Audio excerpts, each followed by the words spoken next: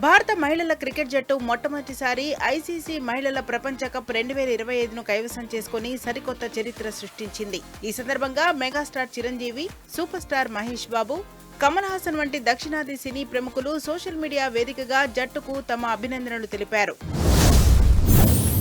Energetic star Ram Pothineni కొత్త చిత్రం Andhra king తాలూకా shooting పూర్తి చేసుకున్నట్లు సోషల్ మీడియా ద్వారా తన అభిమానులతో పంచుకున్నాడు. ఇక ఈ సినిమా నవంబర్ 28న ప్రేక్షకుల ముందుకు రానుంది.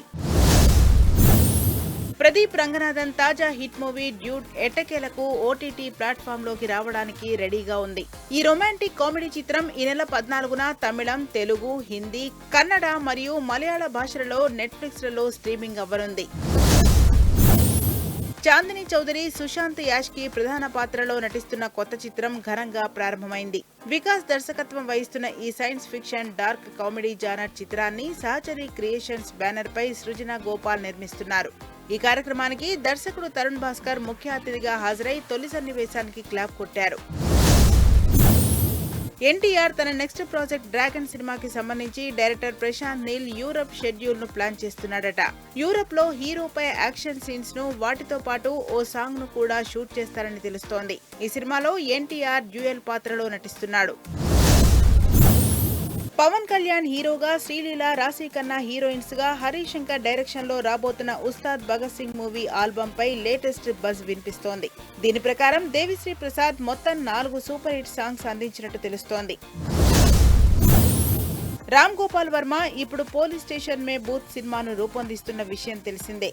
తాజాగా ఈ సినిమాలో సీనియర్ హీరోయిన్ రమ్యకృష్ణ పాత్రకు సంబంధించి పోస్టర్ ని షేర్ చేశాడు వర్మ. రాజమాతగా రమ్యకృష్ణను వెండితెరపై చూసిన వారు ఇప్పుడు వర్మ షేర్ చేసిన పోస్టర్ను చూసి షాక్ అవుతున్నారు. National star Nani, Srikanth Odela combination లో వస్తున్న ది పారడైజ్ మూవీలో నేషనల్ అవార్డ్ విన్నింగ్ నటి సోనాలి కులకర్ణి నటిస్తున్నట్లుగా చిత్ర యూనిట్ ప్రకటించింది. ఇందుకు సంబంధించి ఓ ప్రత్యేక బర్త్డే పోస్టర్ను రిలీజ్ చేశారు మేకర్స్. ఈ సినిమాలో సోనాలి నానికి తల్లిగా కనిపించనున్నారు. అమరంతో లాస్ట్ ఇయర్ సూపర్ హిట్ అందుకున్న డైరెక్టర్ రాజ్ కుమార్ పెరియసామితో ధనుష్ 55వ సినిమా ఉంటుందని తెలుస్తోంది. ఈ సినిమాలో హీరోయిన్ గా బుట్టబొమ్మ పూజా హెగ్డేకు అవకాశం దక్కింది.